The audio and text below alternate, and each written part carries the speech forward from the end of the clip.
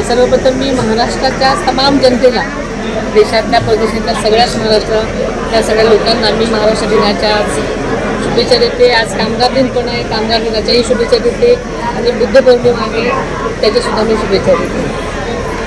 खरं तर हा माझ्यासाठी खूप भावनिक क्षण आहे. आज मी झेंडावंदन केलेलं आहे आणि बीडच्या जनतेला एवढंच मी सांगू इच्छितो